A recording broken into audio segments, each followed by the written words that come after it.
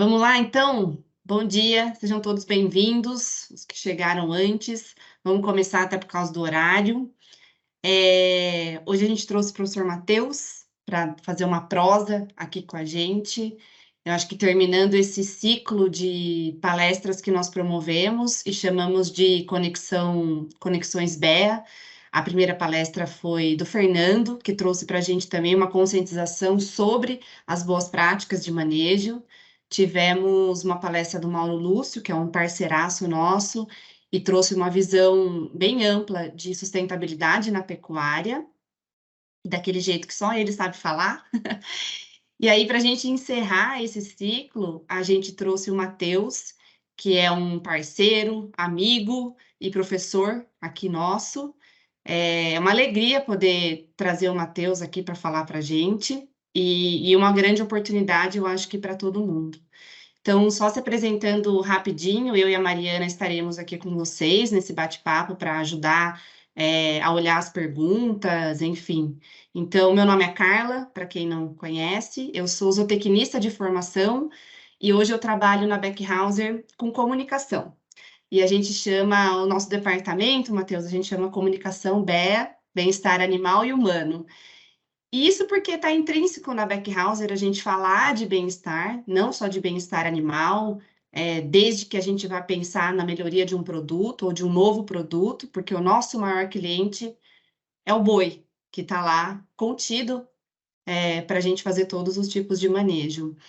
E porque a gente acredita que tem que ser saudável essa relação entre humano e animal, e a gente vai falar muito aqui hoje.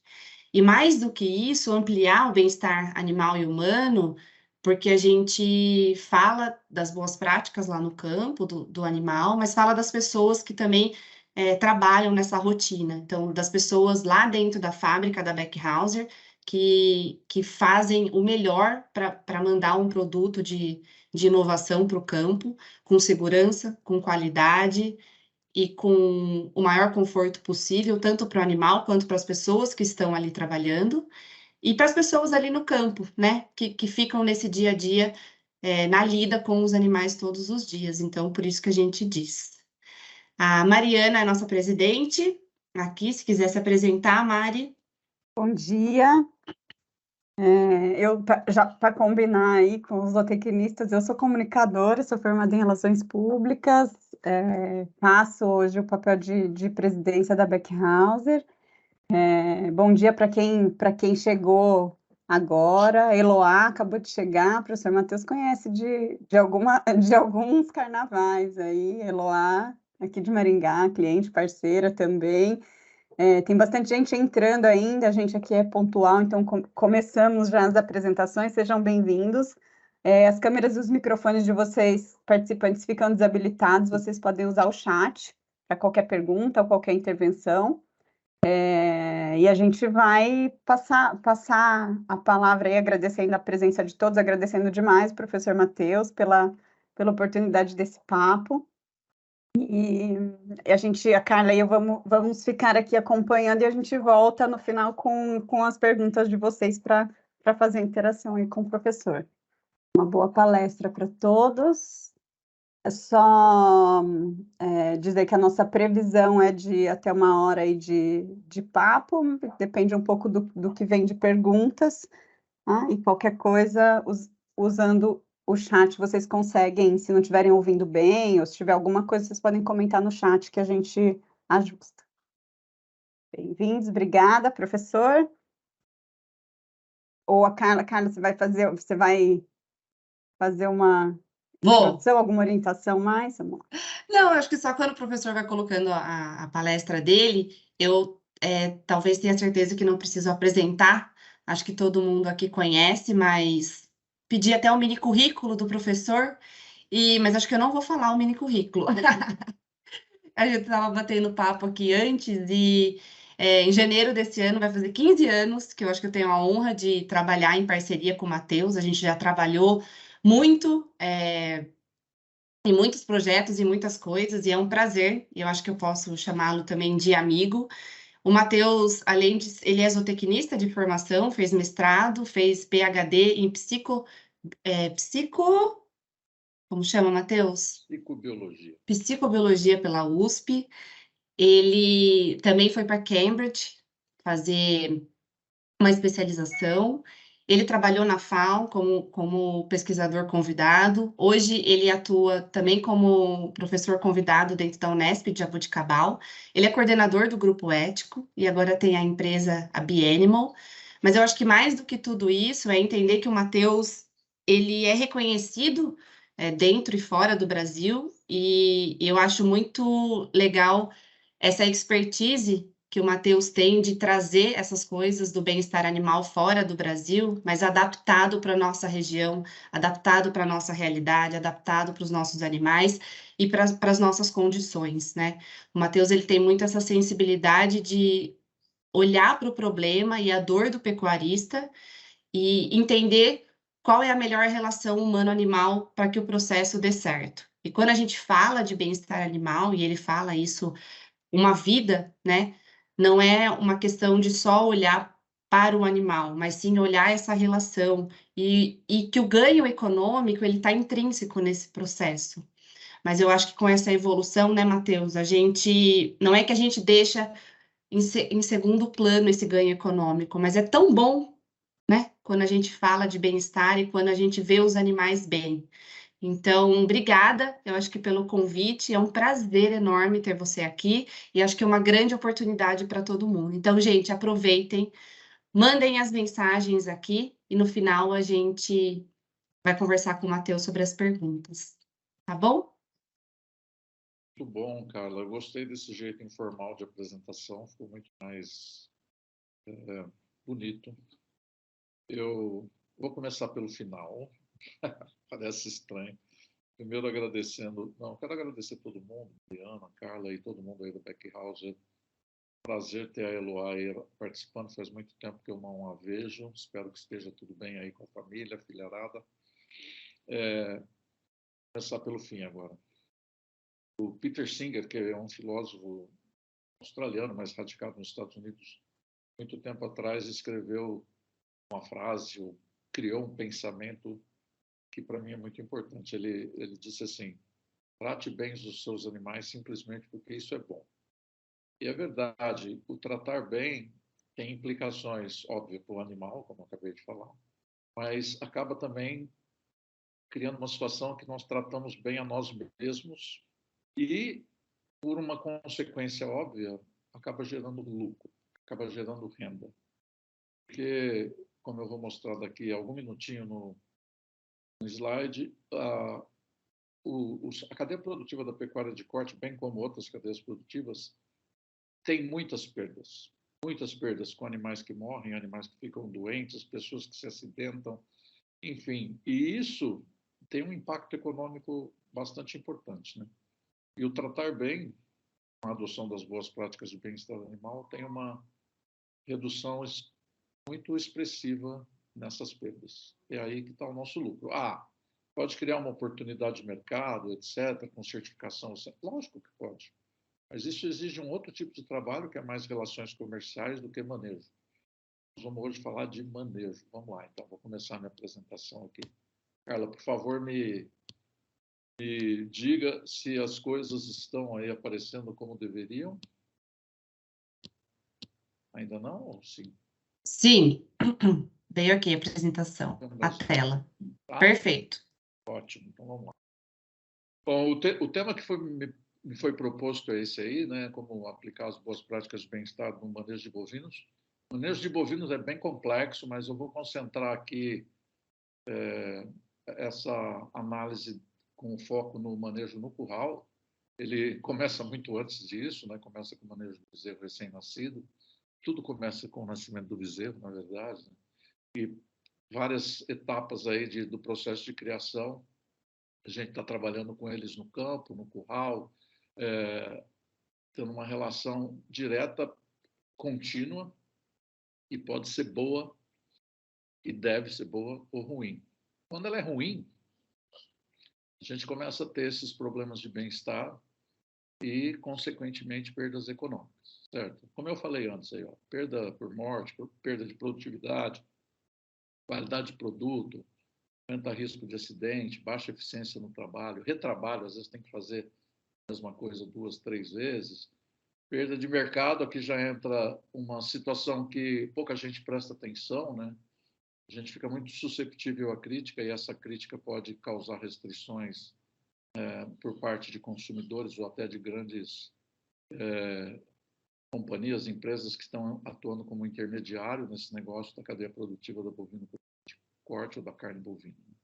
E, obviamente, essa susceptibilidade à crítica que aumenta em causa perdas importantes para a imagem da cadeia produtiva.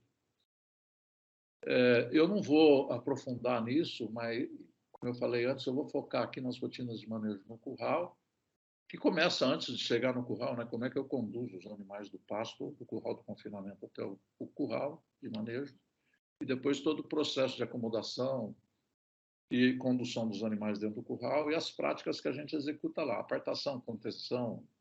A gente faz tudo isso por um propósito, né? Eu posso ter ali o objetivo de identificar, inseminar, pesar, vacinar, enfim, tem vários motivos que nos levam a realizar esses manejos e isso tudo tem que estar contemplado nessas boas práticas de bem-estar animal para que as coisas sejam conduzidas da melhor forma possível, tanto para os animais como para a equipe que está ali desenvolvendo o trabalho. Tenho aqui um vídeo com uma atriz famosa aí na frente desse lote de novilhas que está sendo conduzida para o curral. Isso daqui é só para exemplificar que esse é o cenário que a gente recomenda sempre, né? Um guia, nos lugares chamam ponteiro, definindo esse deslocamento, qual a velocidade do deslocamento que a gente sempre recomenda que seja ao passo. Nesse caso, com um lote menor, apenas um vaqueiro atrás, para garantir que todos os animais sigam o caminho que está sendo ali destinado a eles até chegar no curral. Se eu fizer diferente aí, galopar, correr, gritar, bater, esse gado já vai chegar estressado no curral e tudo que começa errado acaba errado, entendeu? Então a gente tem que fazer as coisas certas desde o princípio. Tá? No caso da acomodação dos bovinos do curral, um erro muito comum é essa superlotação que vocês estão vendo aí.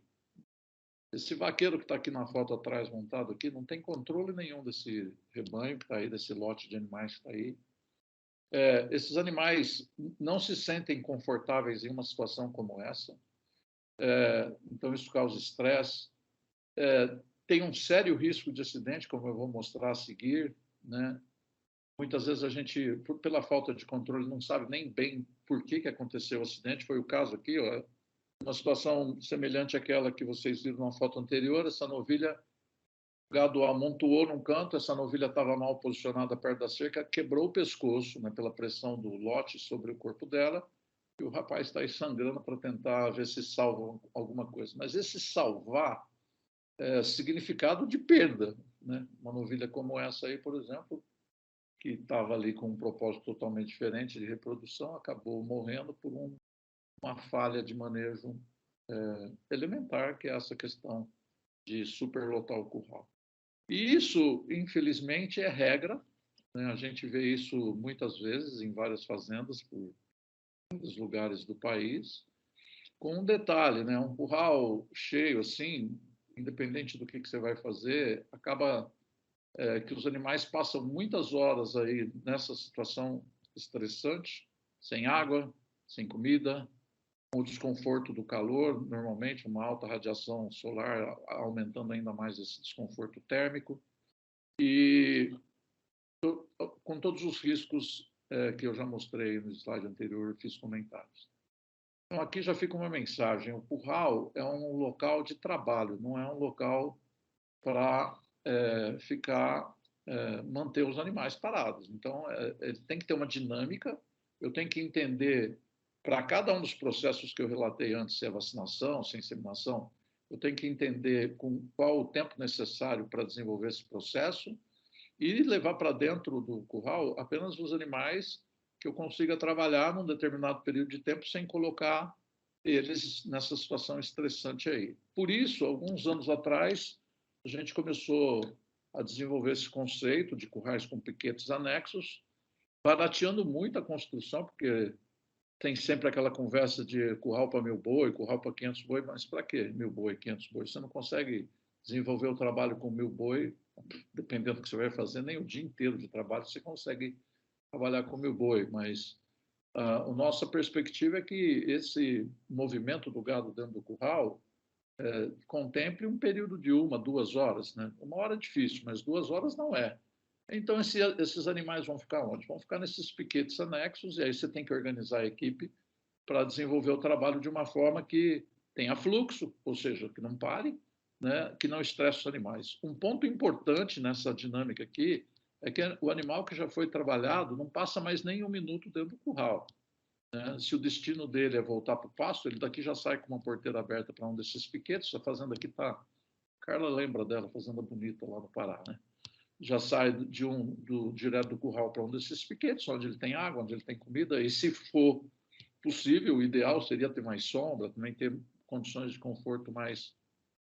Que vantagem que isso traz para os trabalhadores? A vantagem também de não ter que sair de madrugada muito cedo para buscar o gado, posso trazer de véspera e deixar ali esperando no outro dia, está tudo calmo, tranquilo, esperando para iniciar o trabalho, ou mesmo quando uma jornada de trabalho se prolonga um pouco mais, não ter que continuar trabalhando montado num cavalo para levar o gado no pasto quando já escureceu. Né?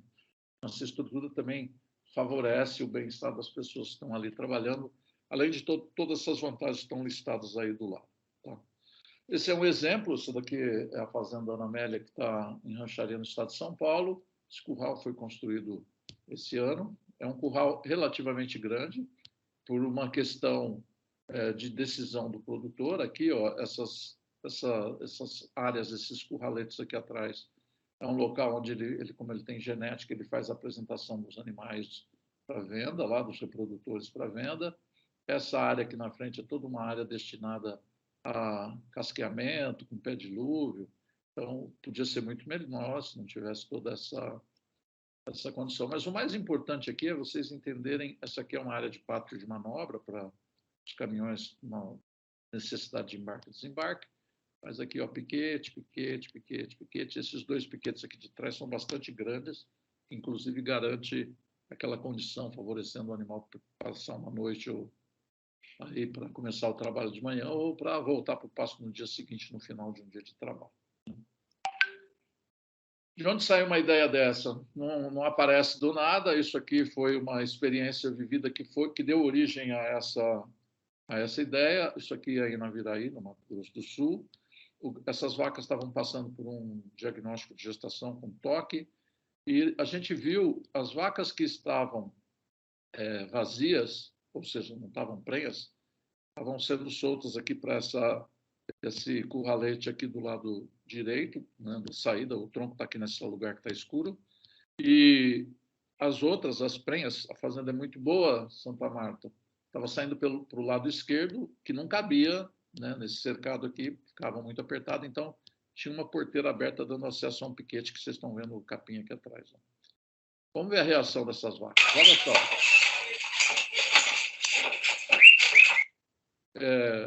A reação dessas vacas, se vocês prestarem atenção, tem um movimento, está todo mundo tenso, com a orelha apontada para frente, prestando atenção, tem uma tensão no ar aí. Vai sair uma vaca, está meio devagar aqui, não sei se houve algum problema com o vídeo, vamos ver se eu...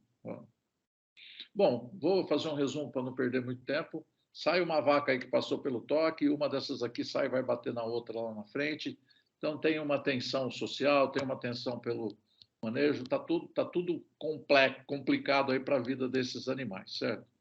Que não é nada bom para os animais e, obviamente, também não é nada bom para esse produtor, porque, embora aqui sejam vacas vazias, se fossem as prenhas, isso podia ter esse estresse aí, nesse momento inicial da gestação, pode ter uma implicação negativa na manutenção da gestação, né? Com problemas de absorção embrionária, perda de embriões. Essa vaca aqui saiu do manejo e essa daqui vai bater que está lá no fundo. O vídeo não está rodando bem. E aqui as companheiras dela que saíram do piquete. Vocês vão ver, é totalmente diferente. Eu não precisava nem mostrar o vídeo, né? Só ver aí, tem vaca pastando, vaca deitada, essa aqui no fundo. Se prestar muita atenção, vai ver que ela está ruminando. Estão mais relaxadas, né? A maioria delas, pelo menos.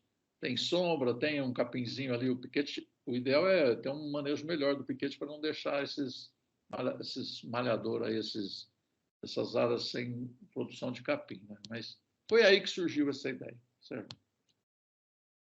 Bom, uma vez que você resolveu essa questão, está trabalhando bem no sentido de como acomodar os animais no curral, você vai ter que conduzir eles ali dentro, certo?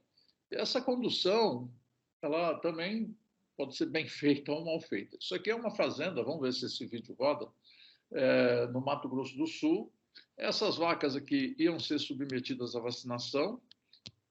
Eu conversei com a equipe, esse foi um primeiro dia de uma visita, como é que funciona isso? Normalmente a gente faz uma avaliação da rotina de trabalho para oferecer recomendações, né, que sejam relevantes para a realidade deles, para não ficar falando coisas elementares que eles já sabem fazer ou tocando em temas que não fazem sentido para a realidade de cada uma das fazendas. Então, aqui já tinha conversado sobre isso e tem uma equipe de vaqueiros aqui tentando fazer essas vacas passar por uma porteira que está aqui nesse canto aqui e entrar na seringa para depois passarem ali pelo tronco coletivo, tronco de contenção e serem vacinadas, né? O que acontece, né, nessa situação? Acontece mau posicionamento, né? Eu pego todo um lote grande de animais, entendeu? E tento, entrando atrás do lote, fazer com que eles passem na porteira. Vocês vão ver no slide que eu fiz uma montagem mais adiante aí. Quando eu faço, o animal quer te ver. Quando eu faço isso, normalmente quem está na frente vira para manter, porque eu estou atrás dele, ele vai virar, né, para manter no campo visual. O que acontece aí? Acontece que ele fica de costa para a porteira e não passa, não entra. Então, essa equipe está aí tentando, um pouco envergonhada, porque sabia que eu estava lá. O gado é bem manso, dá para perceber que é manso, mas começa a ficar agitado, assustado, um pouco de medo, porque as pessoas também perdem a paciência, começam a gritar, a fazer movimentos mais bruscos. E a consequência é a ineficiência. Ineficiência, mas também risco. O gado todo embolado, como é que eu consigo fazer um bom manejo numa situação como essa, né? Vocês vão ver aí, já começa a levantar poeira, as pessoas começam a ficar nervosas e aparece mais gente para querer ajudar, no fim atrapalha. E assim. Então, é isso, né? Essa é uma postura errada, querer entrar por trás para fazer com que o bicho vá para frente, porque a tendência dele é virar para ficar olhando para você. Eu não sei se o Fernando tratou desse ponto, mas esses desenhos aqui mostram um pouco disso. Eu não posso ficar na zona cega do animal, porque o que ele vai fazer? Ele vai virar. Aqui essa montagem também, a novilha aí faz um movimento lateral com a cabeça para manter no campo visual dela, mas às vezes ela vira o corpo todo. E tudo que você estava planejando fazer, quer dizer, conduzir eles numa determinada direção, se perde, o trabalho fica perdido. Bom, nesse dia dessa fazenda, nós conversamos com os vaqueiros, pedi para parar, obviamente, a primeira questão foi, não está dando certo, tranquilo, né? Também não adianta. Um ponto importante é abordagem positiva, viu, pessoal? Sem crítica, né? Porque sempre que você critica alguém, você cria uma barreira de comunicação. Então, tudo bem, a gente sabe que não é fácil, qual seria o problema, né? Então, deixa eles também buscarem a solução. E, nesse caso aí, eles mesmos falaram, tem muito gado. Então diminui o tamanho do lote, tá? O que mais? Tem muita gente, o trabalho está no coletivo aí não está bem harmonizado, então um acaba atrapalhando o outro, tá? Então se organiza para fazer isso. E aí o resultado foi, depois de 15 minutos de conversa, isso aqui que vocês vão ver agora.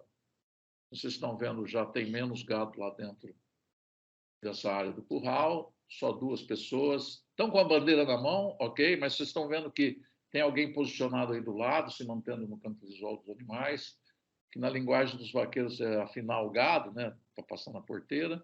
E o resultado foi esse, quer dizer, para que passar por todo aquele movimento ineficiente e também com risco, perda de tempo, quando as coisas podem ser feitas de uma forma simples, eficiente e sem custo, né? Não custa nada se organizar melhor e trabalhar da forma correta.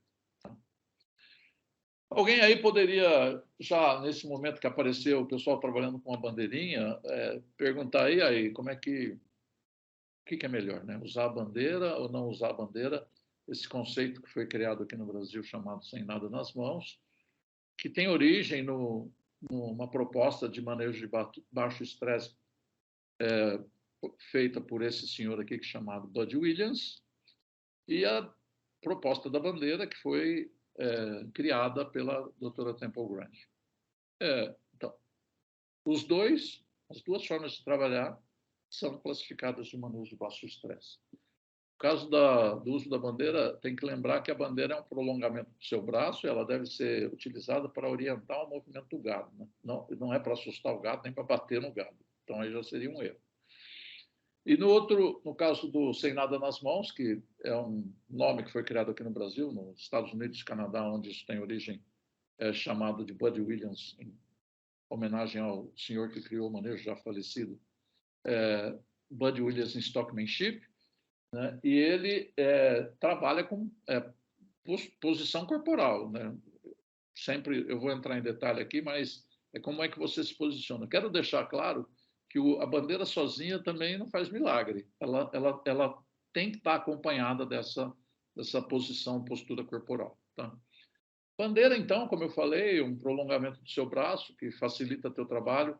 Nem todos os animais respondem, principalmente quando eles estão muito amedrontados, bem a postura corporal, ou mesmo a bandeira. Então, tudo isso tem que estar... A pessoa responsável pelo manejo tem que fazer uma leitura da situação que ele está enfrentando ali, né? Então, se eu tenho uma fazenda de cria que o gado aprende, conhece as pessoas, conhece a forma de trabalhar, é fácil. Agora, quando eu estou, por exemplo, num frigorífico ou numa fazenda que recebe muito gado, num confinamento que você não sabe de onde vem, quais as características, é difícil, porque tem animais que só o fato de você pôr dentro do curral já começa a querer pular cerca, se jogar na cerca. Então, não adianta você chegar lá com... Então, tem que dar um tempo, tem que fazer com que esses animais... Às vezes, teve um trabalho que, inclusive, a Carla participou, com umas novilhas que ficavam numa várzea totalmente sem manejo nenhum, muito assustadas. Tem que começar a amansar esse gado lá no pasto, porque se eu levar para o curral, o risco de acidente é muito grave, né? E um ponto importante é que quando eu trabalho no chão, como esse rapaz aqui está, o cabo da bandeira é um pouco mais comprido. A gente usa uma referência bastante simples, que é a altura aí do ombro de quem está usando a bandeira.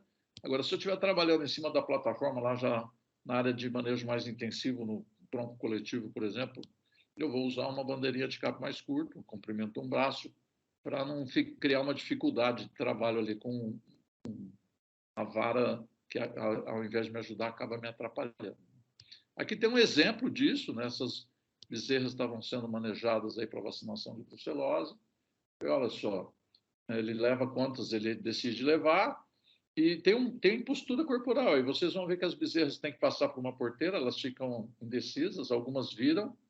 E ele faz o quê? Ele recua para tirar a pressão de cima dos animais, espera elas se posicionarem de novo olhando para a porteira, e aí sim avança, conclui o trabalho, né? Então, é assim que funciona, né? E com relação ao Bud Williams Stockmanship, ele tem um fundamento, como também o da bandeira tem, baseado no conhecimento do comportamento dos bovinos e no uso aí de elementos de linguagem corporal. Ele dispensa, a única diferença é que ele dispensa a bandeira. É mais difícil do que com a bandeira. Então, aqui tem uma característica importante. Tem que entender se a pessoa está preparada para fazer isso, se ela consegue fazer bem. Também uma pessoa que tem medo do gado já vai ter mais dificuldade de lidar. Vai ter mais dificuldade de manejar o gado de qualquer situação, mas principalmente se tiver nessa condição que tem que se aproximar um pouco mais, né? Esse manejo tem princípios, né? Um dos princípios é esse: você está sempre no campo de visão dos bovinos, eu já falei isso antes, na bandeira a mesma coisa, e tem que manter contato visual constante com eles, né? Tem uma das publicações do Bud Williams, tem um relato de alguém que estava acompanhando ele lá no manejo dos animais, dos bovinos, e fala assim, de fato, vamos pôr entre aspas aí, né? De fato, você não tirou o olho dos animais e caiu em 5 buracos de texugo. No caso nosso aqui seriam 5 buracos de tatu. É isso, né? Então é isso. Tem que estar o tempo todo mantendo esse contato visual com os bovinos atento, entendendo exatamente qual a potencial reação dele, se você pôr mais pressão ou retirar pressão. E aí passa para o segundo princípio, né? Que é esse princípio de pressão e alívio, e deixa o animal trabalhar para você. Não tem por que ficar fazendo pressão constante. Se eu estou conduzindo os animais, como naquele caso do vídeo lá das vacas para a seringa, eles estão indo, eu não tenho que ficar pressionando o tempo todo, eles já estão indo. Então, deixa trabalhar por você. E também o conceito do movimento leva a movimento, aí importante entender isso, porque se um animal sai, a tendência é os outros seguirem, principalmente se esse for o líder, né? Então, também conhecer um pouco dessas relações sociais dos animais ajuda. Inclusive, eu posso criar líderes. Eu tive numa fazenda no Paraguai, que o pessoal tinha sinuelo para manejar o gado até dentro do curral. Pode parecer uma loucura, foi o único lugar que eu vi isso, né? Aqui daí. Eles dão um comando sinuelo, o sinuelo levanta, às vezes está deitado, sai, passa pela porteira e todo mundo segue ele. Quer dizer, o vaqueiro nem vai lá. Quer dizer, ele está usando esse treinamento, ele passou um tempo treinando esse animal, claro que passou, mas para depois facilitar o trabalho dele no dia a dia de rotina. O que aconteceu aqui? Deixa eu ver. Um ponto importante que muita gente comete erro aqui no Brasil, pelo menos é o que eu tenho visto, é com o uso desse embute buddy box, que o pessoal chama, né? E é uma forma de facilitar a entrada dos animais dentro do tronco coletivo. Olha só, presta atenção nisso aqui. Isso aqui faz o papel da nossa seringa, certo? Como é que funciona? Princípio, o movimento leva a movimento. Os animais vêm por esse corredor, pode ser aqui, entra nessa área que tem uma parte fechada. A hora que ele entra, a tendência dele é ir lá no fundo e voltar. Então, o vaqueiro vai estar posicionado, se o gado for mais manso, aqui dentro do buddy box, se for mais agitado, fora do buddy box. Tá? Então, nesse movimento, ele vai no fundo, volta, e aqui é uma porteira. Isso aqui é uma porteira. Quando o animal passa, os animais passam, a porteira é fechada. Então, quando ele volta, a única saída que ele tem é a entrada no tronco coletivo. Mas uma coisa, o erro comum é, o pessoal põe mais gado aqui do que cabe no tronco coletivo. Isso está errado, porque não respeita o princípio do movimento leva a movimento, porque a ideia é um animal entra e todos vão entrar atrás. Olha aqui quantos animais cabe aqui? Tem um tronco de contenção aqui na frente, cabe 1, 2, 3, 4. Quantos animais tem aqui? 1, 2, 3, 4. Essa é a dinâmica da utilização dessa estrutura, né, dessa instalação, para movimentar o gado. Se eu colocar aqui 12, né, animais aqui, vai ficar amontoado, não vai ter esse fluxo, esse movimento contínuo aí, né, de um seguir o outro, e mesmo que tivesse, vão ficar dos 12, 4 entraram, vão ficar 8 animais aqui, que depois eu vou ter dificuldade de fazer ele entrar, porque eu perdi essa condição que o princípio do buddy box propõe, né, de movimento levar a movimento, criando essa dinâmica, né, de movimentação do gado para facilitar a entrada deles no tronco coletivo. Bom, uma vez que eu coloquei os animais no tronco de contenção, eu vou realizar ali a atividade que está programada. Pode ser só pesar, vacinar, inseminar, fazer toque, enfim, pode ser várias atividades. Tem que lembrar uma coisa importante: essa contenção precisa ser bem feita, né? As estruturas de contenção, por exemplo, a pescoceira, que é talvez uma das mais utilizadas, né?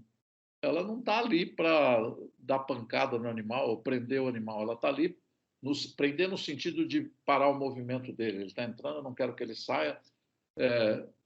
Ela está ali para realizar uma contenção que permita eu desenvolver meu trabalho, vacinar, inseminar, etc. Né?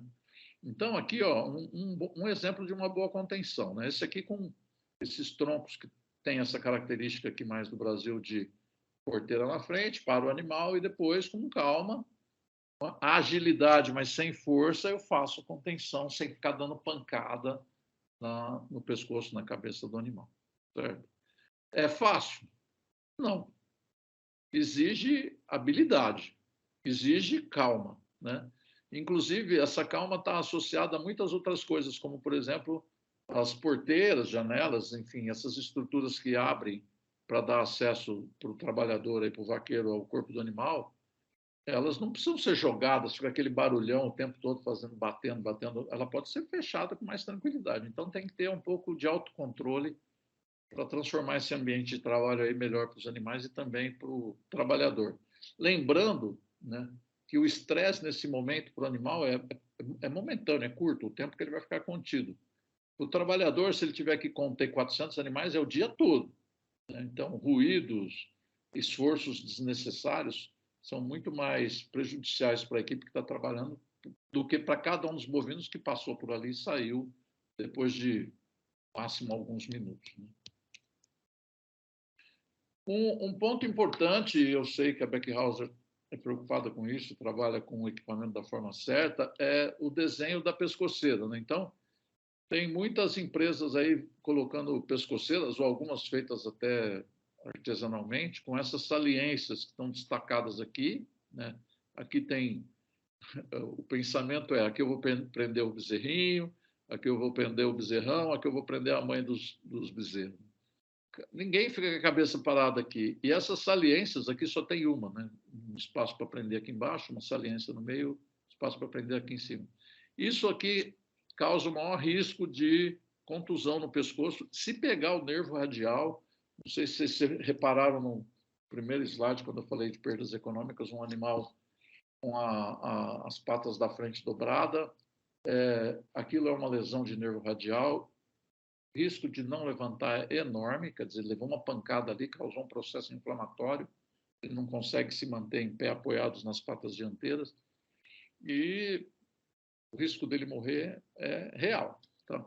Um outro, embora essa pescoceira aqui seja lisa, ó, não tem nenhuma saliência, ela tem aquele sistema de pivô que fica uma abertura embaixo. O bovino aprende isso. Já tive em várias fazendas que ele já entra com a cabeça baixa, porque ele sabe que se ele ficar com a cabeça baixa, ninguém vai pegar ele. Aí tem que ficar cutucando para levantar a cabeça. Então, o certo é trabalhar com sistemas como esse, ou parecido com esse, que tenha essa condição de diminuir o risco de lesão no animal e, obviamente, facilitar aí o manejo de contenção. Um tema que hoje talvez não seja tão importante, mas acho que vale a pena destacar, é que durante uns anos atrás, aí, muita gente começou a propor a utilização dessa eletroimobilização, que aqui produtos comerciais como marca Imoboi e outros, né, com o seu mobilizasse os animais através do uso de uma corrente, um equipamento que era inserido no reto do animal. Essa corrente elétrica que passa por ali despolariza as fibras nervosas que controlam o movimento das patas traseiras dele, e ele fica travado. Primeira coisa que tinha uma mensagem equivocada na comercialização desse produto é que ele era anestésico. Ele não anestesia nada, ele só imobiliza. O animal está sentindo, tá? Mas ele não consegue se movimentar por conta dessa despolarização dos nervos ali. Segundo, tem muita diferença individual. Tem animais que ficam realmente parados, outros não ficam totalmente parados, outros caem. Então, muita diferença individual da forma como que o animal reage. E aqui esse estudo da Temple Grandin, que não é com bovino, é com ovelha, mas traz um resultado muito interessante. Ela colocou as ovelhas em duas situações. Todas as ovelhas foram contidas com eletroimobilizador, né? E depois passaram por um outro sistema, que é uma contenção com esses tronquinhos tombador aqui para ovinos. Né? Você prende o ovino aqui dentro e vira ele de lado. Normalmente é usado para fazer o casco dos animais. Tá? E depois que eles passavam por esse tipo de manejo, os dois manejos, todas as ovelhas passaram pelos dois manejos, eles saíam aqui e recebiam um reforço feno, um alimento que eles gostavam de comer. O que aconteceu? A grande maioria, eu vou falar aqui, mais de 90%, preferiu ser imobilizada. Depois ela criou esse sistema a gente chama isso labirinto em Y, que ela podia escolher. vai para o eletroimobilizador ou vai para o tronco tombador? Elas, 90%, escolheu ir para o tronco tombador. Tá? E aquelas que foram eletroimobilizadas, diminuiu muito a ingestão do alimento depois da contenção. Tá? Então, a conclusão dela é que o tronco de contenção, no caso, mesmo sendo tombador para as ovelhas, era o preferido, né? Porque era menos aversivo para os animais, causavam menos desconforto para os animais. Eu acho que essa questão está provada até comercialmente, porque esses produtos que tiveram um boom em determinado momento, hoje, ainda, apesar de ainda estar no mercado, já não representa praticamente nada, né, em termos de utilização na prática. Aí, tá? Pessoal, todas essas práticas e muito mais, né, recomendações de manejo estão presentes nesse manual de boas práticas de manejo no curral, que está disponível no nosso site, que vai aparecer no último slide aí da... Talvez eu não lembro se o pessoal da Beckhauser também tem isso no material de divulgação deles, mas está lá disponível. Agora eu vou falar de um problema específico relacionado a essa questão da contenção e como o manejo deve ser realizado. Eu estou aqui focando num problema que é percebido, né, que as pessoas conseguem ver, que é abscessos vacinais ou abscessos decorrentes de produtos injetáveis, né? Está aí representado por essa foto aí, com esse, como dizem lá nas fazendas, esse caroço aí, um caroção, né? Nesse caso cheio de pus. Tá? O que nós fizemos? No ano 2000, entre 2000 e 2002, a gente desenvolveu uma série de avaliações na Fazenda São Marcelo, em Tangará da Serra, porque eles, na época, eu acredito que até hoje, faziam um controle de animais que iam para o abate, como é que estava a questão de hematoma, de abscesso, etc., e estavam muito preocupados com as perdas por esses abscessos, porque falei, você tira isso da carcaça antes de pesar e, obviamente, vai parte do músculo ali junto. Né? Então, numa primeira avaliação que foi feita lá, nós vimos que o manejo convencional... O que é o manejo convencional? Esse aqui, ó, vacinação com os animais, vários animais, no caso lá eram, se não me engano, 8 animais dentro do tronco coletivo, sendo vacinados ali sem estar contido, ou adequadamente contido. Não tem controle nenhum. Né? Animal deita, animal pula, o animal que deitou você não sabe se recebeu a vacina ou não, você perde vacina. Então, a gente fez a proposta de vacinar 1 a 1 no tronco de contenção, o que na época parecia uma loucura. Né? O pessoal falou, mas eu vou gastar 3 vezes mais do tempo, que nós acreditávamos que de fato ia gastar mais tempo, mas compensava pela condição de ter controle. Né? E nós fizemos várias avaliações, aqui é uma pesquisa com 560 novilhas, né, comparando os dois manejos, e esse gráfico aqui mostra a eficiência da vacinação. O que é isso? Quantas vezes foi necessário introduzir a agulha a mais no corpo do animal, quer dizer, eu introduzi a agulha, mas não consegui aplicar a vacina porque ele se mexeu. Então, aqui é porcentagem, uma porcentagem muito maior nos animais que estavam no manejo convencional do que aqueles no tronco de contenção. Perda de vacina também foi muito maior. Né? Na época eram 2 vacinas por ano, a gente fez uma estimativa de perda só nessa fazenda de 11 mil doses, numa apoiada, né? nas 2 vacinações, num ano de vacinação. Né? Também muito maior, porque o animal se movimenta, a vacina é jogada fora, ou você não tem uma introdução perfeita da agulha, acaba ficando ali nesse espaço intradérmico, no meio da pele, tem aquela explosão, perde. Equipamento danificado, quebra de seringa, agulha que entorta ou quebra, foi a 0 no tronco de contenção e teve alguns casos são importantes, porque essa agulha quebrar dentro do corpo do animal, você fica com um corpo estranho lá, quando for para o frigorífico, aquele negócio pode causar também inflamação. Então, na eficiência de vacinação, o manejo racional, como era esperado, já mostrou uma vantagem importante. No comportamento, ocorria muito isso que vocês estão vendo aqui na foto ao lado, animal embolado, um subindo em cima do outro, se machucando, obviamente.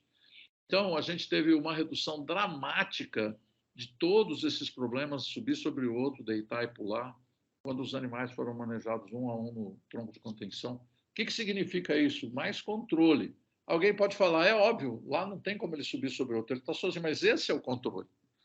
Por isso que nós propusemos essa estratégia como uma forma de ter mais controle, né? Então, aqui na parte de comportamento, a gente teve... O que também reduziu esse tipo de situação, reduz muito o risco de acidentes com os trabalhadores, né? Que ficam menos expostos a um animal que pula, que se joga, que acaba machucando, principalmente mão e braço, mas pode até, já vi pessoas levarem cabeçadas na face durante o processo de vacinação, tronco coletivo. E aqui as consequências que a gente avaliou, que foi sangramento no local da aplicação da vacina, aqui também uma porcentagem mais que o dobro, né, de sangramento no local da aplicação quando isso foi feito tronco coletivo, e os abscessos que a gente queria diminuir. Não teve efeito nenhum. Abscesso da fitosa, não teve diferença significativa. Abscesso do vacina de carbúnculo, não teve diferença significativa. Peso do abscesso que jogou fora, que teve mais abscesso, mas pesou menos, mas também não foi significativo. Peso do abscesso do carbúnculo, igual, também não foi significativo. Qual foi a falha no desenvolvimento desse trabalho? Nós não controlamos toda a parte de higiene e desinfecção, troca de agulha. Nós não controlamos nada disso durante esse estudo aqui, que tem um papel importante, como eu vou mostrar a seguida para vocês. E aqui, pessoal, com 440 novilhas, a gente mediu o tempo, além de avaliar aqueles comportamentos que acabam atrasando o trabalho, né? Animal que fica deitado, por exemplo, no manejo racional não teve nenhum, convencional 14. Um animal deitado pode fazer com que eu perca 10, 15, 20 minutos para fazer ele levantar, certo? E no fim do manejo de 220 animais em cada grupo, eu tive um tempo para vacinação muito parecido, em torno de 10 segundos por animal, aí, né? O que foi bastante interessante do ponto de vista de convencimento, né? Esse desafio das boas práticas de vacinação no tronco de contenção é a adoção de todos os procedimentos necessários para boa higienização e desinfecção de agulhas e seringas, foi enfrentado e trouxe benefício no trabalho que foi desenvolvido, tem sido desenvolvido, não para nunca, né, na Fazenda Palmito, lá do Serempol Constelação, em Paranaiguara. Representada pela Rúbia Barra, que é a proprietária, uma fazenda, tem um negócio familiar, o casal, o José e a Rúbia e os filhos, que tocam o negócio, e ela, como dentista, né, implementou todo o conhecimento que ela tinha nessa parte de desinfecção e higienização, e os resultados foram incríveis, né? Então, todos esses cuidados de manutenção, de higiene local, higiene dos equipamentos, ela instalou um autoclave aqui, não desinfeta não, aqui esteriliza mesmo, né, de dentista, que não é tão caro, toda a parte de cuidado, trocando, no caso do gado Senepal puro, ela troca a agulha para cada animal que está sendo aplicada a vacina ou medicamento, né? Todo o controle de temperatura, não só na geladeira, mas também nas caixas onde está armazenado temporariamente as vacinas, para garantir que essa vacina está em boas condições. Então, tudo isso foi feito, tem sido feito, virou rotina lá na fazenda, e os resultados estão aqui, ó, né? O que está mostrando aqui? Percentual de animais sem abscesso no local de aplicação de vermífugo. Antes ela tinha 77%, 78% antes de iniciar esse trabalho. Hoje, a partir já de 2020, ó, 100% sem nenhum abscesso no local da aplicação do vermífugo. Percentual de animais sem abscesso com a vacina de aftosa, que estava em torno de 93%. Aqui já começa a ter uma questão importante. Teve uma troca de vacina aqui que deixou, nessa data, que deixou uma consequência ruim, quer dizer, maior número de animais com abscesso, mas hoje ela trabalha com uma porcentagem bastante baixa e são abscessos não purulentos, o que é mais importante, quer dizer, não tem pulso, né? Então caracteriza mais como uma reação vacinal do que um abscesso mesmo. O mérito dela, esse trabalho proporcionou a ela ganhar um prêmio que foi fornecido pela Phibro aí no ano passado, né, na questão de pecuária responsável, bem-estar animal, ganhou o prêmio por esse trabalho que ela tem realizado lá. Enfim, também todas as recomendações das boas práticas de manejo durante a vacinação para gado de corte e gado de leite estão disponíveis nesses manuais. Alguém pode falar qual que é a diferença da vacinação para o gado leiteiro e o gado de corte? A diferença fundamental é a reatividade dos animais, né? Então, tem diferentes formas, e fazendas às vezes muito pequenas, com gado de leite, nem tem todo o equipamento adequado para fazer uma boa contenção. Às vezes a vacina é feita até com os animais só com cabresto. Bom, para finalizar, eu queria apresentar para vocês uma série de iniciativas que têm sido desenvolvidas aí pela Bianimal, algumas já mais consagradas pelo tempo, né? Como, por exemplo, redução da marca fogo, a gente já está completando 2 anos, completou agora em novembro 2 anos do início dessa atividade, com resultados muito bons, né? Todos esses projetos têm uma bandeira maior, que é essa ideia de criar uma nova marca para a pecuária brasileira, colocar a questão do bem-estar animal, a questão da produção responsável, sustentável, um elemento central que faça parte da preocupação de desenvolver todas as boas práticas de criação e manejo para garantir, além do bem-estar animal, também um ambiente natural equilibrado e boas condições em termos de trabalho para todo mundo que está ali envolvido dia a dia, a rotina de manejo na fazenda, né? Tenho a satisfação de dizer que no começo do ano que vem a gente vai iniciar uma atividade mais intensa, embora o projeto Cada Bezerro Importa já tenha praticado algumas ações, treinamentos com resultados também muito bons, mas a partir do ano que vem nós vamos iniciar tomar esse projeto com mais atenção, envolvendo 30 fazendas aí espalhadas pelo território nacional, né? Da mesma forma com Confinar Bem e Manejar Bem, tem uma série de ações em desenvolvimento, mas a gente está alinhando para ampliar isso, tornar isso aproximar dos produtores, né? Tornar essas boas técnicas de criação e manejo disponíveis para todos. E o redução da marca fogo, uma preocupação importante. O Brasil tem sido criticado e foi criticado o ano passado, o ano retrasado, por utilização exagerada da marca fogo, criando um problema importante aí, até comercial, né, para o Brasil.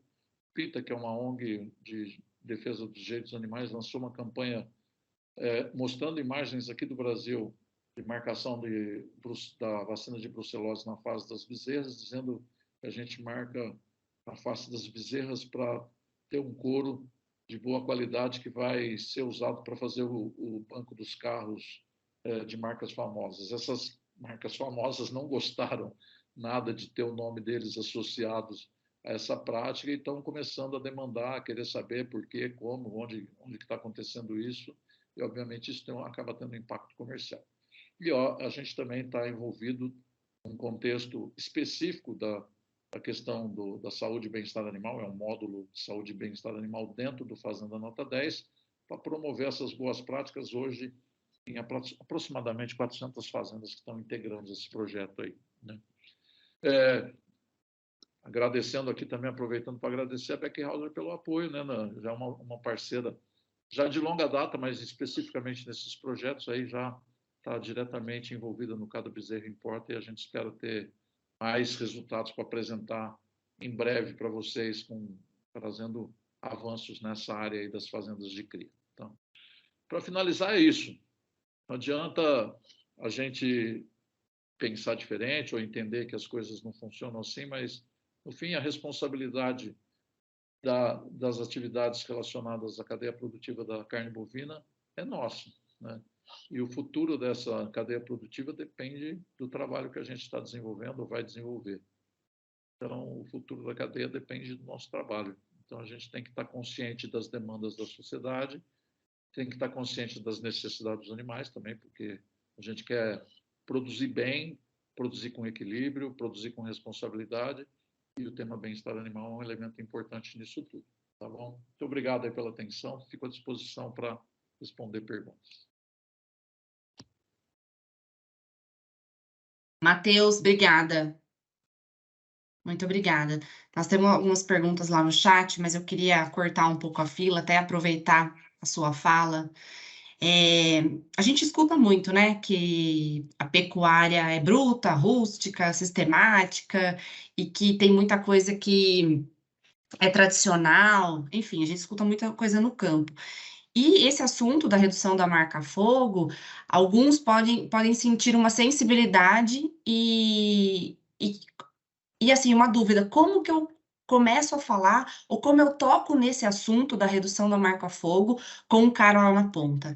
Aqui a gente tem, né, no nosso público estudante, tem muita gente da rede de vendas que trabalham com a cadeia toda, né, que vende nutrição, genética, equipamento de contenção, medicamentos. Então, esse cara, como que ele pode começar a tocar nesse assunto da redução da marca-fogo com o pecuarista lá na ponta, mas sem ter aquela coisa de, como que eu posso explicar? Eu não tô criticando a forma né, desse tradicionalismo da pecuária, eu só estou olhando uma questão mais para o futuro e que vai trazer melhoria para todos. Então, a pergunta é como que esse cara pode começar a falar desse assunto? Carla, quando nós começamos esse projeto, na verdade, esse projeto começou uma iniciativa. A gente nunca lança um projeto ou uma ideia sem antes estar seguro da viabilidade técnica, prática, né, econômica. Nós nunca fazemos isso, né? Então, há quase 10 anos atrás, eu desafiei a Carmen Pérez, lá da Agropecuária Vale das Flores, a essa questão, né? Ela, bom, uma situação, 10 anos atrás. Logo nos primeiros dias de manejo do bezerro recém-nascido, ela já põe o carimbo, estou falando carimbo, mês e ano de nascimento, na face de um bezerrinho que não tinha nem 5 dias de vida, certo? Nem uma musculatura plena formada. E um ferro que mal cabia na face dele, certo? Então, uma carinha assim, um ferro de 8 centímetros de comprimento. Foi ali que eu comecei. Ela falou: isso me incomoda muito. Eu falei: para que você faz isso? Qual que é? E aí surgiu a ideia da redução da marca-fogo. Lembro que aqui no Brasil, a marca-fogo tem múltiplas utilizações. Ela é usada para marcar fazenda, uma marca de propriedade. Ela é usada para identificação individual, às vezes 4, 5 dígitos. Ela é usada para o carimbo, que eles chamam carimbo mês e ano de nascimento. Em alguns casos é usado para identificar se a fêmea é precoce, super precoce. É usado para identificar a lote de confinamento. Tem gente aí que faz uma loucura, desculpa eu falar desse jeito, mas cada vez que a vaca para e põe lá o mês e ano do parto da vaca, tem vaca que parece um jornal de tanta marca. Ou seja, a vaca boa é a que mais sofre. E aqui tem que lembrar uma coisa: a marca-fogo tem como característica, aí o pessoal fala dano no couro, mas ninguém me paga o couro. Mas antes de ser dano do couro, é uma agressão à pele do animal. É queimadura de 2º e 3º grau. Bom, então nós começamos assim e fomos diminuindo, né, a substituição da marca-fogo na identificação individual por brincos visuais eletrônicos. O sucesso lá na fazenda foi tão grande, lá no Orvalho das Flores, foi tão grande que se você perguntar para os vaqueiros hoje se eles querem voltar atrás, eles não falam de jeito nenhum. Por quê? Porque reduziu o trabalho que não é simples de fazer, reduziu erro de identificação, certo? Identificação eletrônica te manda mensagem direta para o computador, então, né? E quando a gente sentiu, depois de tudo isso provado lá, a gente começou a divulgar e começou o projeto de redução da marca-fogo. Olha bem, não é eliminação, é redução. Certo? Se a pessoa não se sente segura de tirar a marca da fazenda, mantenha a marca da fazenda. Tem que fazer direito, mas tudo bem. E aí, numa fazenda que participou do projeto, Fazenda das Palmeiras, em Tuiutaba, do Dr. Antônio Campbell, ele falou assim: mas é o melhor método de identificação individual. Aí nós avaliamos 1.300 e alguma coisa de animais da fazenda dele. Teve quase 18% de erro de leitura da marca-fogo. 18% de erro de leitura. Dos 1.304, se não me engano, animais, só um tinha perdido o brinco. Só um. Compara as porcentagens. Né? Falando uma fração de menos de 1% para outra de 18%. Né? Você diminui o trabalho da equipe, você agiliza todo o manejo posterior com inseminação, com pesagem que você precisa da identificação. Identificação individual permite controle de rebanho. Vou lembrar da palestra do Mauro Lúcio aí, que eu estava assistindo. Saber se o animal está indo bem, desempenhando bem na hora da pesagem. Eu preciso saber quem que é ele, certo? Eu preciso saber quem é ele. E tem que ter certeza de que a identificação é correta, né? Então, quando nós começamos esse projeto no novembro de 2020, momento ruim, né? Estava ainda naquele momento de pandemia, teve muito posicionamento como esse que você acabou de falar. Ah, mas meu avô não sei o quê, isso é loucura. A Carmen até levou um susto, porque ela, como divulga muito nas mídias sociais dela, foi talvez a pessoa que mais recebeu mensagens negativas nesse sentido. Mas sabe o que aconteceu logo em seguida? Começou a vir mensagem assim: eu quero saber mais, estou interessado, gostaria, como que a gente faz? Qual o procedimento que tem que ser adotado? Como é que eu resolvo isso? Como é que eu resolvo aquilo? E hoje a adesão disso é enorme, né? A gente tem aí hoje uma previsão de uma redução nesses 2 anos de redução de aplicação de mais de 200 mil marcas, 200 mil marcas em um ano, um punhado de fazendas que, além das 4 que participaram do projeto, mais algumas que adotaram esse conceito de forma voluntária. E imagina o que isso pode implicar no Brasil inteiro. Imagina se a gente souber divulgar isso, qual é o impacto positivo que isso pode ter para a cadeia produtiva da pecuária como um todo. Então, agora a gente está trabalhando também junto ao Ministério para tirar a marca da brucelose, pelo menos tirar da face do animal. É difícil a aplicação, mesmo num tronco de contenção bom, alguém tem que segurar a cabeça da bezerra. Essa pessoa que está segurando a cabeça fica respirando aquela fumaça o dia inteiro. E aí está colocando a marca numa área de alta sensibilidade à dor, onde tem muitas terminações nervosas superficiais ali. Então, nós temos que continuar trabalhando. O projeto vai ser retomado também agora no início desse ano, no início do próximo ano, para expandir mais, né? para ter mais. Foi o projeto que mais teve impacto na mídia, tanto mídia social como essa mídia formal aí, televisão, revista, jornal. Estou ligando meu computador aqui, que está falando que vai acabar a bateria. Um minutinho. Mas então eu acho que é uma boa oportunidade da gente começar a falar desse assunto com os pecuaristas, né? Porque tem o impacto econômico, tem essa barreira comercial que o senhor trouxe, tem a questão mesmo, né, do bem-estar dos animais, e tem o impacto mesmo com a equipe, né? De fazer um manejo muito melhor, muito mais tranquilo. E até engatando aqui numa pergunta da Isabelle, ela fala que o uso de colares vem sendo adotado há um tempo, e eles podem substituir o brinco? Não. Não. Vamos lá, vamos por partes, senão a coisa complica.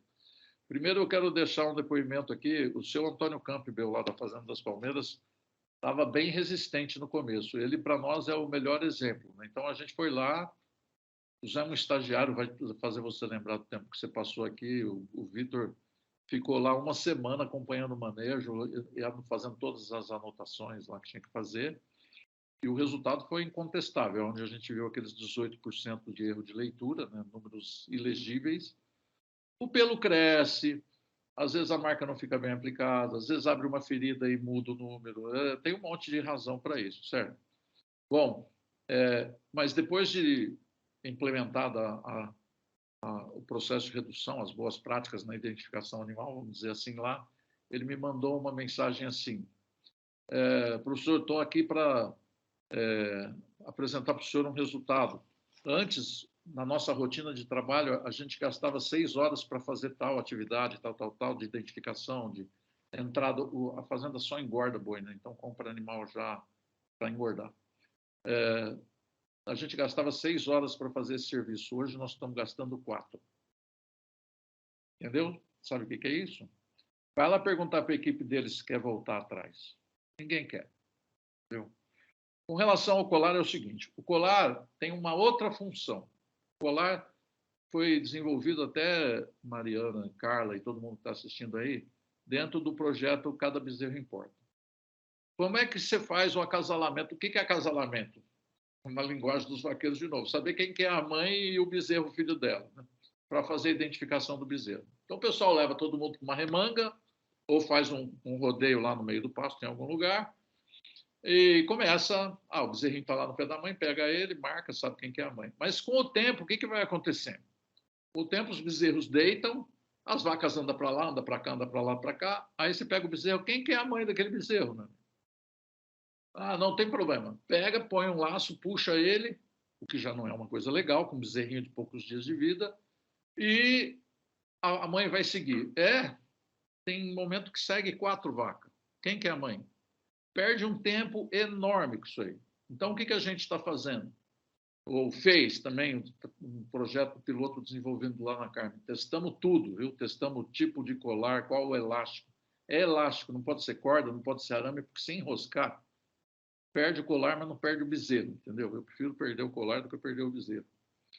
Então, nós fizemos isso e esse colar não pode ficar no pescoço do bezerro mais que 5 dias. O pescoço dele cresce muito rápido, mesmo sendo um elástico, com elasticidade às vezes até 200%, começa a causar caída do pelo. Pode até, né, uma fazenda que quis improvisar, pôs corda, começou a cortar o pescoço dos bezerros. Então, ele só tem essa função de identificação nos primeiros dias de vida para facilitar a identificação. Depois, se quiser, eu rodo um filme aqui. Como é que o pessoal faz hoje?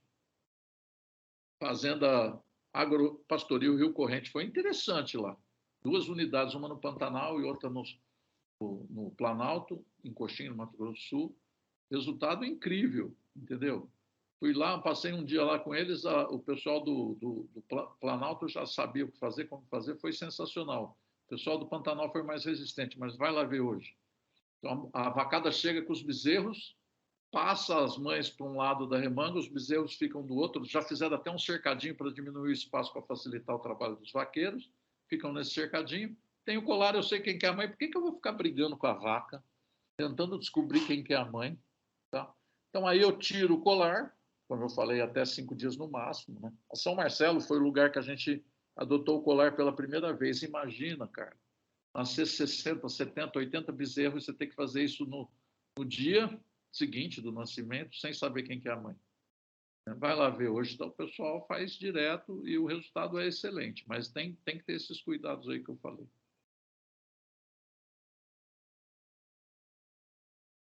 Acho que só a última dessa marca fogo aqui, vem uma pergunta do Eduardo que acho que é a pergunta que eu mais escuto, ou pelo menos na verdade, a dúvida que eu mais escuto, né? É a marcação a fogo. Geralmente eles marcam com o símbolo da fazenda para evitar o furto dos animais. Então, como que o senhor vê essa questão? Não, eu acho que se a pessoa se sente numa situação de risco e ele quer pôr a marca, ponha. Sou eu que vou falar para ele não fazer isso. Embora, na minha cabeça, é o seguinte, o pessoal rouba com marca, sem marca, rouba de qualquer jeito. Né? Então, não é uma garantia que não vai ter furto. Só te garante que se você der sorte de achar esse animal antes que ele seja batido, talvez você consiga recuperar. Mas tem um talvez aí. Né? O que a gente tem trabalhado muito hoje é a eliminação dessas marcas que podem todas estar resumidas no sistema de identificação eletrônico, que me permite tudo. Eu não preciso, pessoal, já existe planilha do Excel, entendeu? Eu não preciso ficar colocando toda a informação do bezerro no couro dele, entendeu? Eu vou pôr lá um sistema de identificação eletrônica que vai me remeter uma planilha que tem tudo, informação até do que medicamento ele tomou, do dia que ele nasceu, quem que é o pai, quem que é a mãe, etc. Se é precoce, se é super precoce, eu não preciso disso marcado no couro do animal. Né? Então, a gente está focado nisso. A Fazenda Rio Corrente, por exemplo, faz a cria, a maior parte da cria dela no Pantanal. E depois que os bezerros são desmamados, depois de um tempo depois das desmamas, eles são levados para o Planalto em comitiva, vão a pé. E aí não tem problema de roubo, mas pode ter entreveiro. Escapar entrar numa fazenda. Então, ele acha importante ter a marca da fazenda até para depois ir buscar esse bezerro e estar lá, reconhecido. Então, tudo bem, não tem problema nenhum, está tudo certo. Agora, aquele que se sente seguro, como foi o caso da Carmen, e de não pôr nem a marca da fazenda também, aí a decisão é de cada um. Não sou eu que vou ficar impondo decisões nesse sentido. A gente oferece tecnologia. Sim. Acho que é um caminho de evolução, né, professor? Bom dia para quem eu não dei bom dia, quem chegou depois. Eu sou a Mariana, vou ajudar a Carla aqui com as perguntas, né? O Eduardo que trouxe essa questão. O projeto propõe a redução e, na medida do possível, o professor lembrou que tem, inclusive, questões legais, né? A brucelose, por exemplo, que ainda é obrigatória, enfim. Mas para a gente talvez mudar um pouquinho, tem outras perguntas aqui, mudando de assunto. Tem uma pergunta, professor, do Gustavo, sobre se existe algum trabalho comparando embarque em caminhão de 1 ou de 2 andares com relação a hematomas. Vamos lá. Tem que pensar que tecnologia também de transporte evolui. O caminhão de 2 pisos antigo, com aquela rampa, em alguns casos o bicho tinha que fazer uma curva de quase 180 graus, é um desastre. Não é só no embarque, no desembarque também. Tinha bicho que pulava lá de cima, e aí o risco de cair, o outro pular em cima, é enorme. Tá? Então, nesse caso, a gente tem até hoje, né, fazendas que não aceitam embarcar animais nesse tipo de compartimento de carga. Né? Não aceita. Se chega falando, não embarco. Bom, quem é que consegue fazer isso? Quem é grande e que tem alguma força dentro dos frigoríficos, né? E impõe a sua vontade, porque o frigorífico está querendo comprar o gado lá de qualquer jeito, então o pequeno padece um pouco mais com essa situação, porque ele não tem esse poder de negociação aí. A evolução, o que aconteceu na evolução? Foram desenvolvidas, até com o trabalho da Janaína, nosso aqui do Grupo Ético, foram desenvolvidos estruturas, compartimentos de carga, com elevador. E no começo tinha muitos problemas, não fomos nós que sugerimos o elevador, essa ideia já existia, mas tinha problemas, a gente foi buscar minimizar esse problema, muito gado escorregando, caindo, porque toda a estrutura de sustentação daquela plataforma móvel precisava ser reforçada, com um monte de boi lá dentro, se for um negócio frágil, desmonta, certo? E com isso tinha problema de escorregar, tinha problema de prender a pata. Com esse trabalho que foi desenvolvido, a gente conseguiu um resultado muito bom, né? O elevador que era atrás foi para o meio, facilitando o deslocamento do animal para frente, do compartimento de carga para trás. Antes ele tinha que andar aquele comprimento todo para chegar lá na última divisória do compartimento, agora anda menos. O elevador também tirou aquela parte que ele chama de barriga do caminhão, que fica rebaixado entre os eixos, tirou aquele degrau para levar o animal para dentro do primeiro compartimento na parte de baixo, ele não tem mais que descer e subir. Então, o resultado foi bom, foi muito bom, tem sido muito bom. Agora, com relação ao hematoma, tem que lembrar que não é só o embarque e o desembarque que ocorre hematoma. Né? O hematoma ele é produto de uma série de ações que pode estar envolvendo o embarque e desembarque, independente das características do caminhão. As porteiras do tipo guilhotina, por exemplo, se for mal manejada, vai dar hematoma de lombo, de anca, porque leva pancada ali. Certo? Então não tem nada a ver com o desenho do caminhão, tem a ver com a forma como está sendo feito o manejo. Querer colocar todo mundo no caminhão ao mesmo tempo, mesmo que for um truque, também vai dar problema, porque eles ficam se debatendo lá dentro.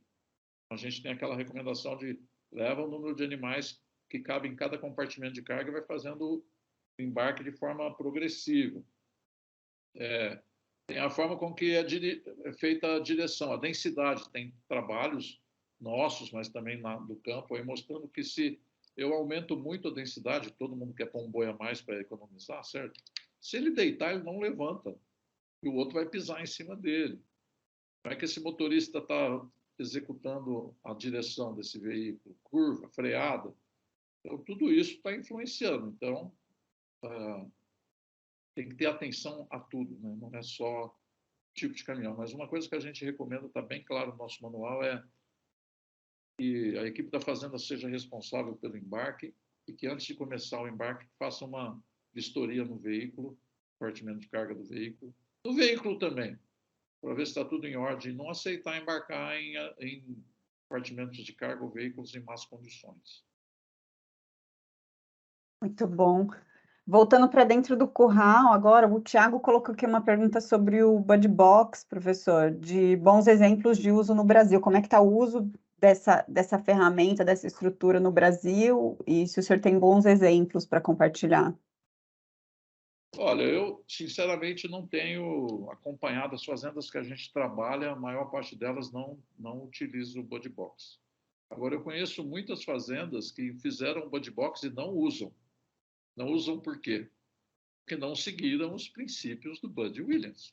E deu errado, e aí fica aquela história, né, de que não funciona, não funciona. Não funciona porque não fizeram certo. Né? Eu tenho acompanhado o pessoal do Criando Conexões, lá com o Anthony, da MSD, e ele relata bons exemplos em algumas fazendas. Ótimo. Eu acho que são estratégias de manejo que são tanto o uso da bandeira quanto o procedimento sem nada das mãos, são caracterizados como de baixo estresse, são bem-vindos e desde que bem feito, ótimo, parabéns e vai funcionar. Agora tem que levar em conta dimensionamento, tem que levar em conta toda essa prática que eu deixei claro aí de como é que é a dinâmica do uso dele. Se ignorar essas coisas, a chance de dar errado é grande. Da mesma forma com a seringa, igual. Aquela seringa semicircular com porteira giratória, tem gente que acha que é aquela porteira para empurrar os animais. Não é. Só para diminuir o espaço. Aí a porteira quebra e fala, mas não funciona. Lógico, ela não foi feita para isso.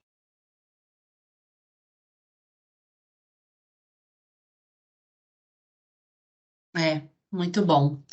Eu acho que às vezes. E também pode ser uma progressão, né? A pessoa pode entender e começar com a bandeira antes, como o senhor falou, e depois o sem nada nas mãos ser uma progressão depois que já entendeu essa relação e posicionamento do corpo. Carla, eu acho mais do que isso. Eu acho que tem que pensar que, em algumas situações, mesmo onde a pessoa já entendeu, ele vai precisar da bandeira. Tem situações que você não consegue ter um bom desempenho só com posicionamento corporal. Talvez você se lembre disso no tronco coletivo. Para quem ainda tem troncos coletivos muito grandes, o gado condiciona, por exemplo, com aquela bandeirinha que a gente abaixa, ele parar, a hora que você abaixa a bandeira, ele para. Porque evita entrar 2, 3 animais dentro do tronco de contenção. Né? Porque a equipe de vocês deve saber, entrou 3 animais dentro do tronco de contenção. Pronto, quer dizer, estou com um problema ali que não é fácil de resolver, principalmente se um deitar e o outro for por cima, aí a coisa pega. Né? O que a gente recomenda numa situação como essa? Abre tudo e deixa sair, porque você não vai conseguir. Aquela tentativa de fazer voltar acaba ficando pior do que. Né? Então, tem que saber trabalhar e tem que tomar a decisão certa, né, de hora quando vai usar uma estratégia ou outra. Estive numa fazenda que usa sem nada nas mãos, embora a estrutura não tenha Bud Box, porque eles não mudaram a infraestrutura do. Mas ele mesmo me falou, me mostrou uma situação, falou assim, aqui a bandeira ajuda muito, a gente usa. Então, usar a sua inteligência para entender o que está acontecendo. Perfeito. Eu vou juntar duas questões aqui do Fernando e do Éder, que eles trazem muito sobre comunicação, né? O Fernando pergunta, professor, sendo que a chave para aplicar as boas práticas de manejo é o homem e existe sempre uma resistência para a adoção das práticas, será que a nossa comunicação está sendo feita da maneira correta? E o Éder traz um pouco essa questão, será que se o senhor acha que a mídia divulga as informações da maneira certa, ou se a mídia ajuda a melhorar ou atrapalha ainda mais a conscientização das pessoas dentro da nossa cadeia? Bom, vamos lá. Primeiro, a primeira pergunta aí. Ao longo dos anos, a gente aprendeu uma coisa importante aqui, que é bons exemplos em lugar de crítica, entendeu? Então, a comunicação tem que ser feita nesse sentido, bons exemplos em lugar de crítica. Se eu chegar numa fazenda e começar a falar tudo que está errado, a probabilidade de eu ter sucesso de promover mudança ali é pequena. É muito pequena. Se eu chegar na mesma fazenda, começar a conversar de uma forma educada e mostrar, através de bons exemplos, que pode ser bom para os animais e para todo mundo que está trabalhando lá, a probabilidade de sucesso é muito maior. Isso É um ponto. O segundo ponto é, não adianta chegar na fazenda e querer mudar tudo de uma vez. Lembrar vocês, os nossos manuais têm isso implicitamente colocado na elaboração deles, foco em processo. Foco em processo. Eu vou chegar na fazenda na época de vacinação, não vou ficar falando de manejo de bezerro. O pessoal está focado no quê? É o dia a dia dele, ele tem que vacinar, sei lá, 10 mil cabeças de gado. Está preocupado com aquilo. Aí eu vou lá vou ficar falando assim, o colar do bezerro, o cara quer falar. Então eu tenho que estar focado no processo, promover mudanças passo a passo, aproveitando as oportunidades. Entendeu? Na estação de nascimento eu volto lá e falo do manejo do bezerro. Então, com isso, eu não crio um monte de informação jogada ao mesmo tempo, porque ele vai aproveitar uma fração pequena daquilo que está passado.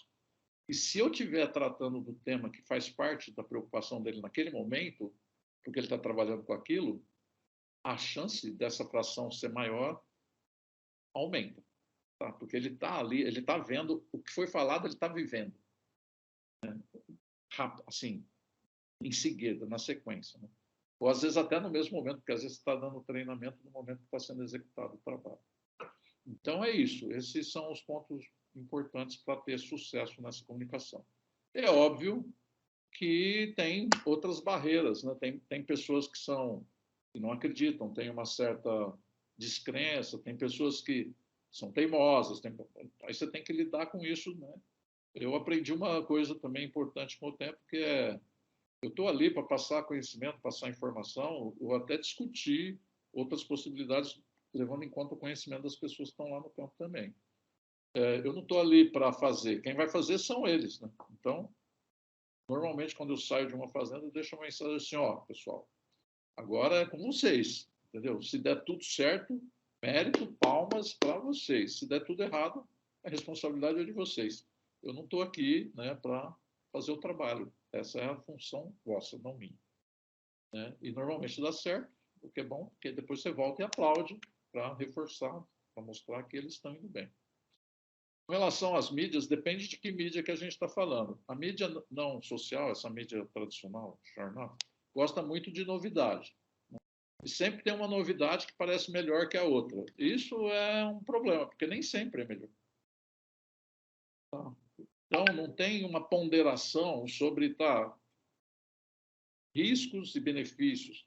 Tudo tem risco, tudo tem benefício. Certo? Como é que eu pondero? Então, essa ponderação nem sempre está presente. E a mídia social tem o viés de quem está atuando ali, quem é o comunicador, certo? Ele vai falar aquilo que ele acha. Então, aqui já fica uma mensagem importante que não se aplica só à produção de volume. Não se vacine contra a lavagem cerebral, entendeu? Sabe o que quer dizer isso? Eu não preciso de influenciadores, eu preciso de pessoas que me inspirem. Pessoas que eu vejo trabalhando, que eu vejo o resultado do trabalho e falo assim, nossa, eu quero fazer igual.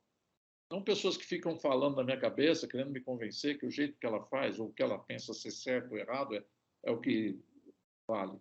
Eu tenho que ter autocrítica, eu tenho que ter pensamento crítico para analisar e selecionar aquilo que é relevante para mim. Então, aí eu acho que é um pouquinho mais complicado, porque o momento que a gente vive é um momento de enxurrada de informação. Tem que saber selecionar isso aí, aquilo que é bom, o que não é bom. Não é fácil, não. Principalmente para quem muitas vezes não está preparado, tecnicamente preparado, né? E pode ser, inclusive, enganado. Outro dia, numa fazenda, na verdade, num curso, numa fazenda, um técnico de uma outra fazenda veio me perguntar. Eles não tinham muita experiência, era um grupo novo que estava entrando numa pecuária, que não era da área de pecuária. Ele me perguntando se ele recebeu um orçamento de um curral lá, e que eu achava, abri uma plantinha lá, olhei e falei assim, mas esse dinheiro que vocês estão te cobrando para fazer isso daqui, dá para fazer uns 4, 5 currais bons, melhor que esse. Então tem que tomar cuidado, porque também a ignorância pode nos levar a ter prejuízos aí. Buscar aconselhamento com quem você confia. Os bons exemplos, né? Sempre bom. Eu estou lembrando aqui com essa sua fala, professor, de uma fala que eu ouvi do Leonardo da Arcos Dourados no evento dos 10 anos do GTPS, 5 anos atrás, o GTPS está fazendo 15 anos agora, né?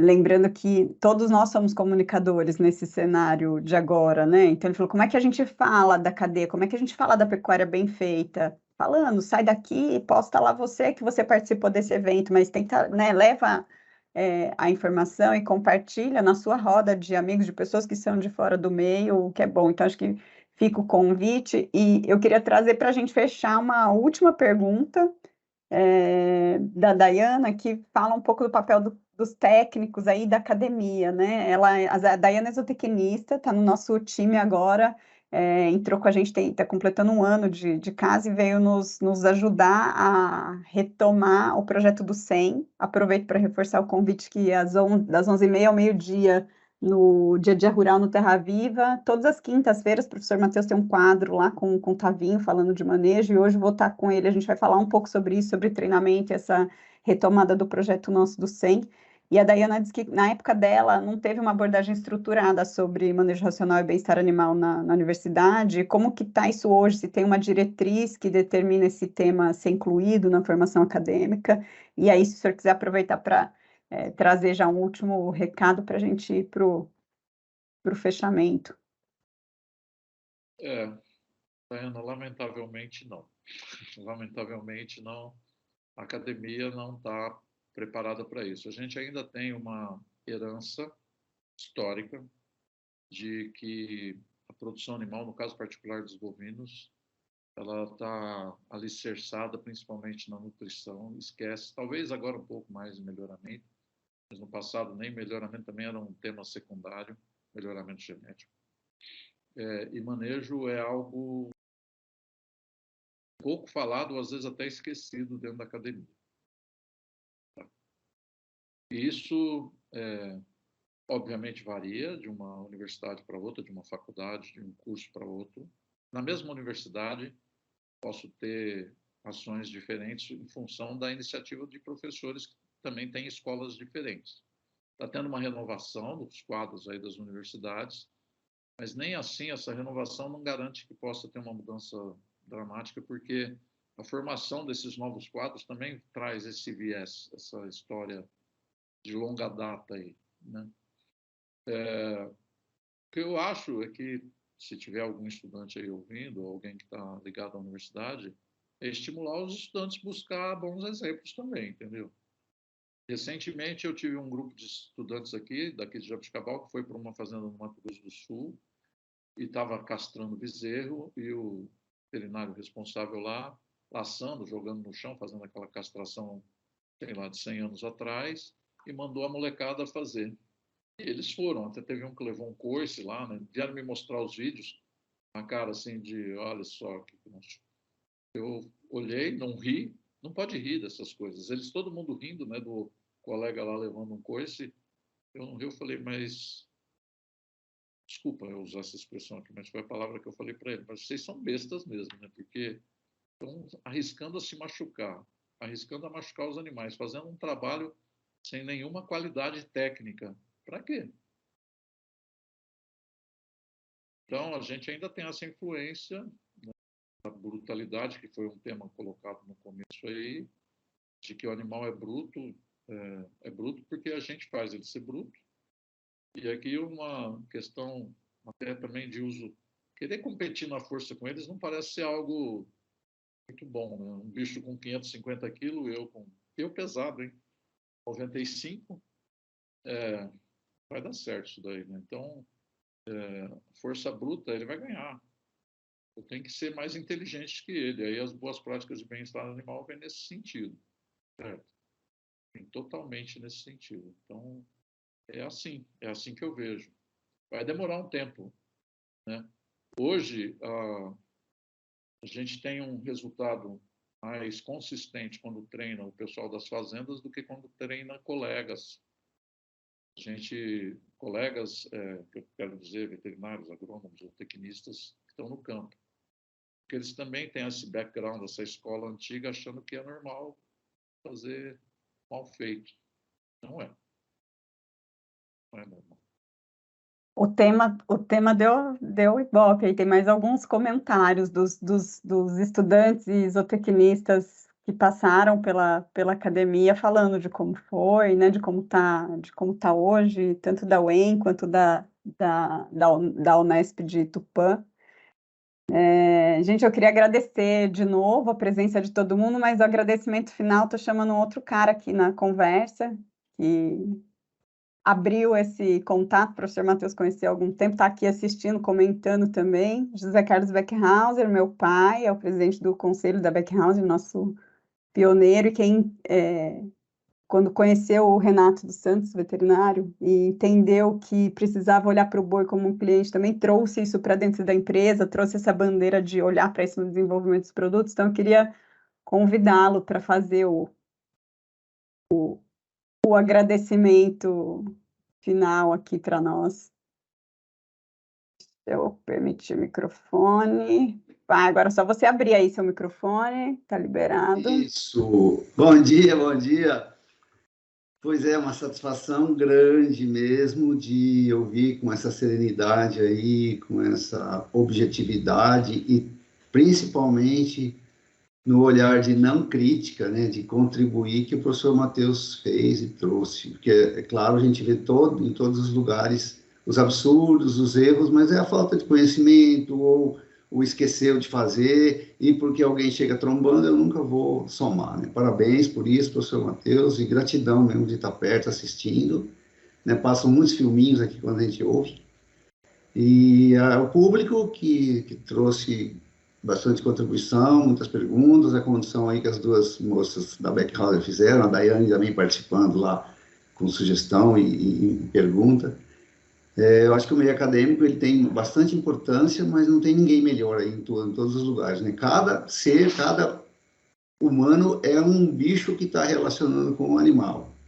É o bicho que vai fazer dar certo, sabe? Nós somos o animal que Deus criou aí, que sabe, que é mais racional, que entende um pouco mais, ele pode passar para frente as coisas, porque o animal bovino, ou qualquer animal que é conduzido pelo homem, ou tratado pelo homem, ou maltratado, ele é sempre refém. E nós estamos falando de animais que se sentem presas, né? Desde lá, de milhões de anos atrás, ele é presa, tanto por isso que o olho dele é virado, né? Procura enxergar quem é que está vindo para traí-lo, né? Mas muito bom mesmo, gratidão por esse final de ano e esse projeto também que veio aí cheio de corpo, de qualidade e de boa vontade. Não é uma busca comercial direta, mas reduz sim perdas e vai acumular muitos ganhos aí, principalmente se for 50, 20, 30, 100 pessoas participando, ouvindo e cada um levar para frente algo positivo. Muito bom. Muito obrigado, professor. Prazer. Prazer te vê-lo, Zé Carlos. Muito bom. Depois eu quero conversar com você como é que a gente decide se aposentar, viu? Como é que funciona isso? Eu estou aqui com uma vontade louca também de seguir outros rumos, entendeu? Como eu disse para um amigo, estudar comportamento de gaivotas na praia de Florianópolis. Não, estou brincando. Não vou fazer. É um papo longo. Mas muito bom te ver, muito bom. Boas lembranças sempre. Bom, meninas, como a Carla falou que era a minha palavra final, eu quero agradecer pela oportunidade de discutir esse tema com vocês. Me coloco sempre à disposição. A gente já tem essa parceria há muitos anos, foi sempre muito valorizada, respeitada. Quero continuar assim, espero que seja recíproco. E, bom, aproveitar para desejar Feliz Natal, boa passagem de ano para todo mundo, porque daqui a pouquinho começam as festas, né? Com certeza, e temos aniversário aí, né, professor? Daqui a pouco também. Pois é, quase que eu fiz aniversário no Natal, isso não era muito bom, porque eu ganhava um presente só, entendeu? Muito bom, obrigada. Obrigada mesmo pela disponibilidade, pela parceria, pela amizade, por tudo. Acho que foi uma ótima oportunidade e que o ano que vem a gente tenha mais papos como esse. Com certeza, vamos lá. Muito obrigada, gente. Obrigada por todo mundo. A gente vai disponibilizar o link depois no nosso canal do YouTube para vocês reverem, tá bom? Ou espalharem para quem não pôde estar aqui, né? Exato. Obrigada de novo, professor. Obrigada, pessoal. Até a próxima, 2023, a gente volta. Um abraço. Até, tchau, tchau. Tchau, tchau.